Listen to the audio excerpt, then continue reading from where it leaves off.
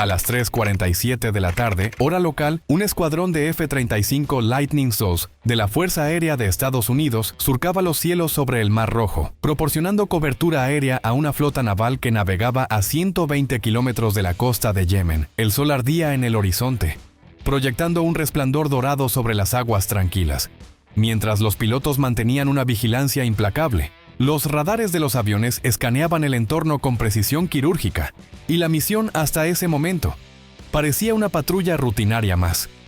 Sin embargo, en cuestión de segundos, esa calma aparente se desvaneció como el eco de un trueno, sin que el líder del escuadrón, el capitán Javier Lobo Mendoza, lo supiera. Una batería Houthi SA-20, oculta entre las colinas escarpadas cerca de Al-Judaida, había fijado su radar en uno de los F-35. Este sistema antiaéreo, con un alcance efectivo de 60 kilómetros y una velocidad de 3.5 veces la del sonido, representaba una amenaza mortal. En el instante en que el misil fue disparado, el sistema de alerta ANOAQ-37 del F-35 emitió un pitido ensordecedor en la cabina. Mendoza tenía apenas 10 segundos para reaccionar, un margen de tiempo que pondría a prueba su entrenamiento y nervios de acero. El F-35, diseñado con tecnología stealth, era un blanco difícil de rastrear. Su sección transversal de radar, comparable a la de una moneda pequeña, complicaba el bloqueo del SA-20. Mendoza, con el corazón latiendo a 1000 por hora, ejecutó una maniobra evasiva en picada, descendiendo desde 42.000 pies hasta 25.000 pies en un abrir y cerrar de ojos. Esta acción buscaba romper el seguimiento del radar enemigo y aprovechar las capacidades avanzadas del F-35 para desorientar al misil. El SA-20 dependía de un radar terrestre que iluminaba el objetivo, enviando datos en tiempo real al misil.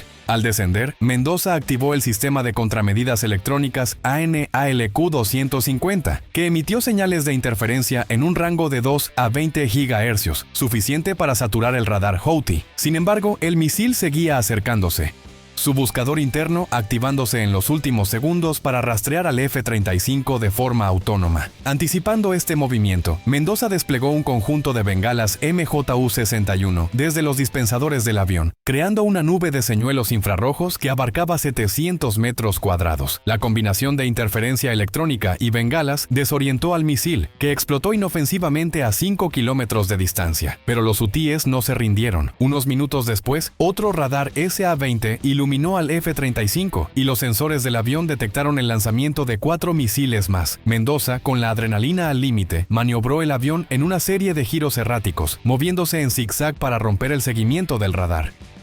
Los sensores electroópticos distribuidos del F-35, que ofrecían una visión de 360 grados, le permitían monitorear las amenazas en tiempo real. Los dispensadores de contramedidas lanzaron 28 cartuchos de chaff RR-188, formando una cortina de interferencia de radiofrecuencia que desvió 3 de los misiles. El cuarto, sin embargo, se acercó peligrosamente, explotando a 600 metros del avión. Fragmentos de metralla impactaron el fuselaje, causando daños menores en el ala izquierda. Pero el diseño robusto del F-35 permitió que Mendoza mantuviera el control. En tierra, los operadores hutíes, frustrados por no derribar al F-35, cambiaron de objetivo. A 80 kilómetros al noreste, un dron MQ-9 Reaper de la Marina estadounidense realizaba un vuelo de reconocimiento sobre un convoy de suministros hutíes cerca de la ciudad de Sabid. A las 4:03 de la tarde, el sistema de alerta Pandora del Reaper detectó otro lanzamiento de SA-20. El operador, desde una base en Djibouti, reaccionó en fracciones de segundo, ordenando al dron ascender a 22.000 pies para salir del alcance del misil. El Reaper, aunque menos avanzado que el F-35, estaba equipado con un sistema de contramedidas ANAL-47, que lanzó 12 bengalas MJU-60 en 6 segundos, creando una nube de señuelos de 500 metros cuadrados. El misil, confundido por la combinación de chaff y bengalas, perdió el rumbo y se estrelló en el desierto. Sin embargo, al inspeccionar el dron tras su regreso a la base, los técnicos descubrieron que fragmentos de metralla habían dañado un sensor infrarrojo y parte del ala derecha. Aunque el Reaper pudo ser reparado en menos de 48 horas, el ataque coordinado contra un avión tripulado y un dron en un lapso tan corto era una provocación que Estados Unidos no podía ignorar. En el Pentágono, la noticia llegó como un relámpago. El alto mando de la Marina, la Fuerza Aérea y el Comando Central se reunieron de inmediato para planificar una respuesta. La decisión fue unánime. Los hutíes debían enfrentar consecuencias inmediatas y devastadoras. La orden llegó directamente desde la Casa Blanca. Un contraataque de proporciones históricas. A las 9:30 de la noche, el destructor de misiles guiados USS Mason, posicionado en el Mar Rojo, recibió órdenes de prepararse para un ataque. La inteligencia satelital había identificado una base UTI clave cerca de Al-Hudaydah, donde se almacenaban misiles SA-20, radares IS-91 y vehículos de lanzamiento móviles, pero esta no sería una operación convencional con misiles Tomahawk. En un movimiento audaz, el Comando Central decidió desplegar el misil hipersónico AGM-183A ARRW, un arma de vanguardia capaz de alcanzar velocidades de Mach 12 y maniobrar a altitudes de hasta 70.000 pies. Con una ojiva de 900 kilogramos, este misil era prácticamente imposible de interceptar y podía destruir objetivos fortificados con una precisión quirúrgica. Unas horas después, a las 11:15 de la noche, un B-52 Stratofortress despegó desde la base aérea de Al-Udeid en Qatar, cargando 4 misiles AGM-183A. La tripulación, consciente de la trascendencia de la misión, revisó meticulosamente los waypoints programados. El objetivo principal era un complejo UTI que albergaba no solo lanzadores SA-20, sino también un depósito de misiles balísticos C-802, radares avanzados y equipo logístico, parte del cual había sido suministrado por Irán. La base, situada en un valle rocoso protegido por defensas aéreas rudimentarias, no estaba preparada para lo que estaba por venir.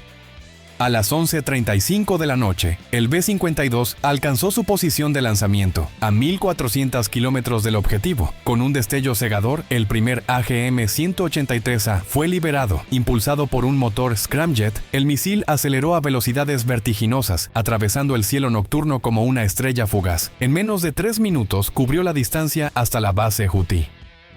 Los operadores en tierra, confiados en su radar IS-91, no tuvieron tiempo de reaccionar. El misil impactó el centro del complejo con una explosión que iluminó el valle, destruyendo 5 lanzadores SA-20, 4 radares y un almacén de misiles. El segundo, tercero y cuarto AGM-183A, lanzados con intervalos de 15 segundos, golpearon un búnker secundario, un depósito de combustible y un centro de mando, respectivamente, dejando el complejo reducido a escombros humeantes. Las imágenes satelitales posteriores confirmaron la devastación. Al menos 22 operativos hutíes fueron eliminados, junto con decenas de equipos críticos. Pero los hutíes no se rindieron. A las 12:10 de la madrugada, un radar de respaldo detectó la presencia de un segundo escuadrón de F-35 que patrullaba la zona, y los hutíes lanzaron otro ataque con misiles SA-20. Esta vez, la capitana Sofía Halcón Ramírez, al mando del escuadrón, anticipó la amenaza. Los F-35, equipados con sensores de detección de misiles por infrarrojos, detectaron los lanzamientos a 50 kilómetros de distancia. Ramírez ordenó a su equipo ejecutar maniobras evasivas en formación, descendiendo a 20.000 pies mientras desplegaban contramedidas electrónicas y bengalas.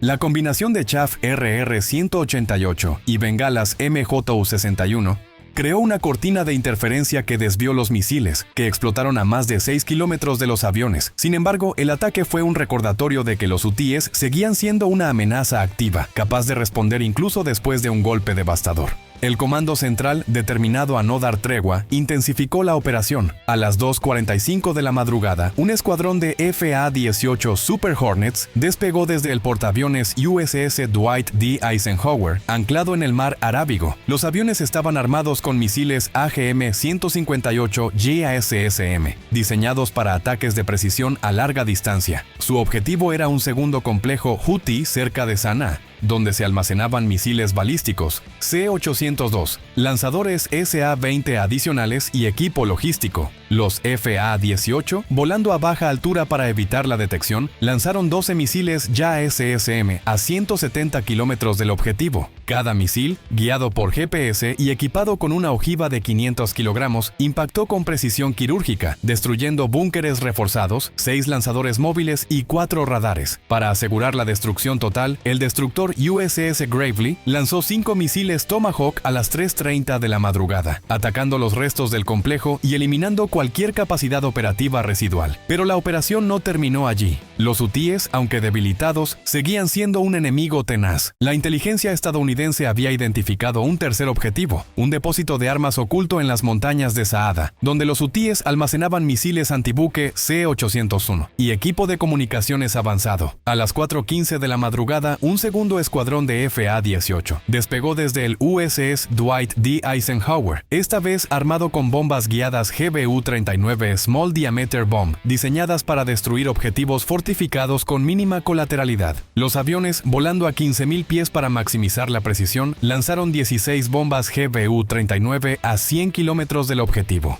Cada bomba, con una ojiva de 93 kilogramos, impactó con una precisión devastadora, destruyendo el depósito y 2 centros de comunicaciones. Para rematar la operación, el USS Mason lanzó 3 misiles SM-6 a las 4:45 de la madrugada, asegurando que no quedara nada operativo en el lugar.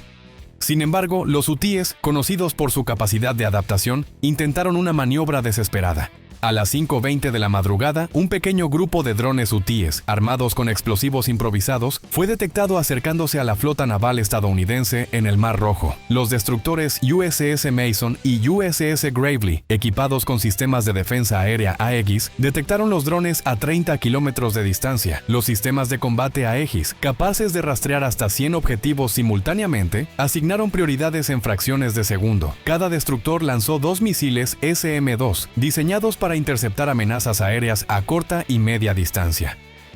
Los misiles, viajando a 3.5 veces la velocidad del sonido, derribaron los drones en menos de un minuto, dejando una estela de humo en el cielo. Este intento fallido de los hutíes fue un recordatorio de su persistencia, pero también de la superioridad tecnológica de las fuerzas estadounidenses. La operación no se limitó a los ataques aéreos y navales. A las 6:00 de la madrugada, un equipo de inteligencia de señales de la Marina, operando desde un centro de mando en Bahrein, interceptó comunicaciones hutíes que revelaban la ubicación de un cuarto objetivo, un centro de entrenamiento en las afueras de Taiz, donde los hutíes capacitaban a operadores para sus sistemas de misiles. El comando central decidió actuar rápidamente. A las 6:30 de la madrugada, un escuadrón de F-16 Fighting Falcons despegó desde una base en Arabia Saudita, armado con bombas Hot-Dam de 2.000 libras. Los F-16, volando a baja altura para evitar la detección, lanzaron 8 bombas Hot-Dam a 80 kilómetros del objetivo.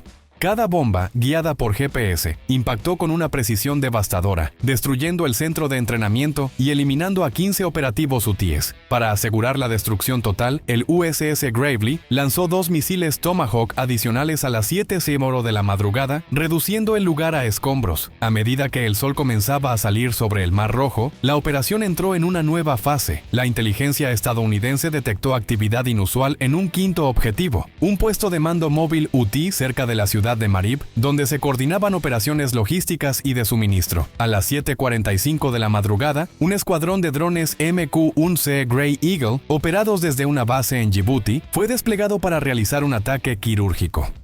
Cada dron estaba armado con misiles Hellfire AGM-114, diseñados para ataques de alta precisión contra objetivos móviles. Los drones, volando a 25.000 pies, lanzaron 10 misiles Hellfire a 50 kilómetros del objetivo, destruyendo el puesto de mando y 3 vehículos de suministro. Las imágenes en tiempo real transmitidas por los drones confirmaron la eliminación de 8 operativos hutíes y la destrucción total del objetivo. Pero los hutíes, con su capacidad para adaptarse a las adversidades, no cesaron en sus esfuerzos. A las 8:15 de la mañana, un nuevo radar hutí, oculto en las colinas cerca de Hadja, detectó un avión de reconocimiento E-3 Sentry AWACS, que volaba a 35.000 pies, proporcionando inteligencia en tiempo real a las fuerzas estadounidenses. Los hutíes lanzaron 2 misiles SA-20 en un intento de derribar el avión. Sin embargo, el E-3, equipado con un sistema de alerta avanzado AN-ALR-69A, detectó los lanzamientos a 70 kilómetros de distancia. El piloto ejecutó una maniobra evasiva,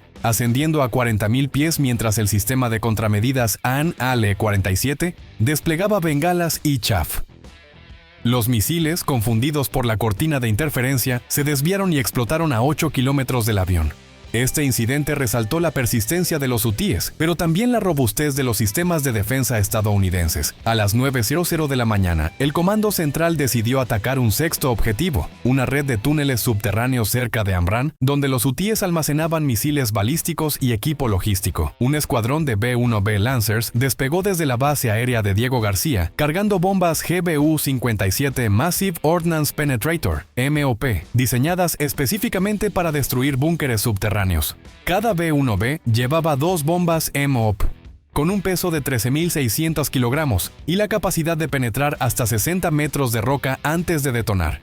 A las 10:15 de la mañana, los B-1B lanzaron 8 bombas MOP a 200 kilómetros del objetivo. Las bombas, guiadas por GPS, impactaron con una precisión devastadora, colapsando los túneles y destruyendo un arsenal de misiles balísticos y equipo logístico. Las imágenes satelitales posteriores confirmaron que la red de túneles había sido completamente inutilizada, con al menos 12 operativos hutíes eliminados en el ataque. A las 11:30 de la mañana, la inteligencia estadounidense identificó un séptimo objetivo, un depósito de combustible hutí cerca de Damar, utilizado para abastecer vehículos y lanzadores móviles. Un escuadrón de A-10 Thunderbolt II, conocidos por su capacidad para realizar ataques a baja altura, despegó desde una base en Omán. Los A-10, armados con misiles AGM-65 Maverick y cañones GAU-8 Avenger de 30 mm, volaron a 10.000 pies para minimizar la exposición a las defensas aéreas hutíes. A las 12:15 de la tarde, lanzaron 12 misiles Maverick a 40 kilómetros del objetivo, destruyendo el depósito de combustible y desencadenando una serie de explosiones secundarias que iluminaron el horizonte. Los cañones GAU-8, capaces de disparar 4.200 rondas por minuto, fueron utilizados para neutralizar vehículos de apoyo que intentaban huir del lugar.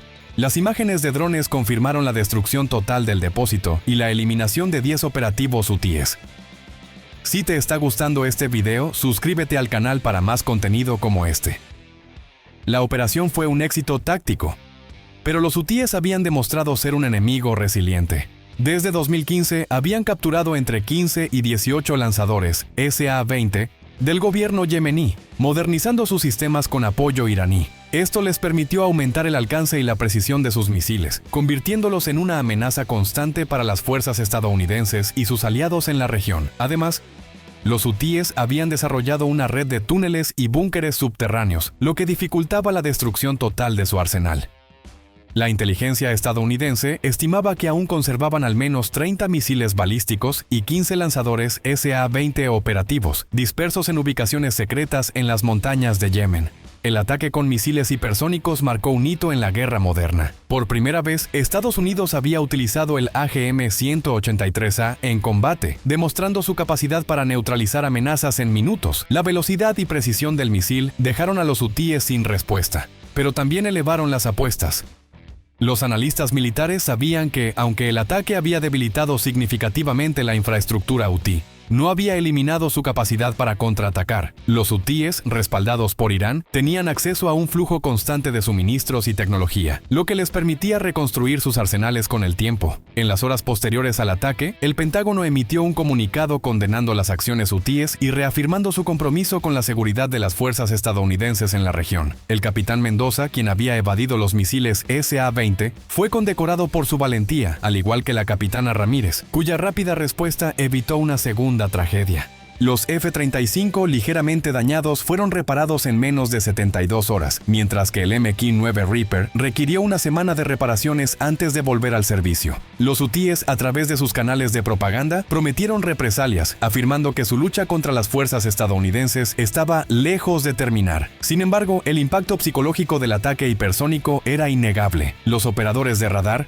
que alguna vez confiaron en su capacidad para rastrear aviones estadounidenses, ahora vivían con el temor de ser el próximo objetivo de un misil imposible de detener. La velocidad del AGM-183A, combinada con su capacidad para maniobrar a altitudes extremas, había cambiado las reglas del juego, dejando a los hutíes en una posición de vulnerabilidad sin precedentes. En el ámbito diplomático, el ataque generó un torbellino de reacciones. Arabia Saudita y otros aliados en la región elogiaron la operación, viéndola como un golpe directo a la influencia iraní en Yemen. Sin embargo, algunos países expresaron preocupación por la escalada del conflicto, temiendo que el uso de armas hipersónicas pudiera desencadenar una carrera armamentística en la región. En el Consejo de Seguridad de las Naciones Unidas se propusieron resoluciones para pedir un cese de hostilidades, pero las divisiones entre las potencias impidieron cualquier acuerdo. Mientras tanto, en el Mar Rojo, la flota naval estadounidense mantuvo una presencia imponente. El USS Mason y otros destructores patrullaban las aguas, listos para responder a cualquier nuevo ataque. Los F-35 y FA-18 continuaron sus misiones de vigilancia, ahora con un enfoque renovado en la detección temprana de amenazas. La introducción del misil hipersónico había dado a Estados Unidos una ventaja estratégica, pero también había abierto un nuevo capítulo en un conflicto que parecía no tener fin. El ataque no solo destruyó infraestructura infraestructura clave, sino que también envió un mensaje claro: cualquier agresión contra las fuerzas estadounidenses tendría consecuencias inmediatas y devastadoras. Sin embargo, los hutíes, con su historial de resiliencia, no eran un enemigo que se rendiría fácilmente.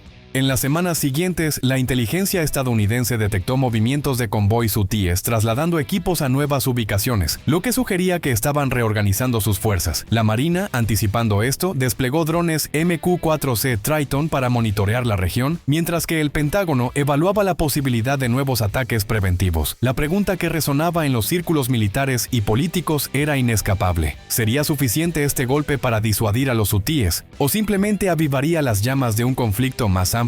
Por ahora, Estados Unidos mantenía su postura de fuerza, con la certeza de que la tecnología hipersónica había cambiado el campo de batalla, pero también había elevado las apuestas en una guerra que seguía desafiando cualquier solución definitiva. Si te gustó este video, suscríbete.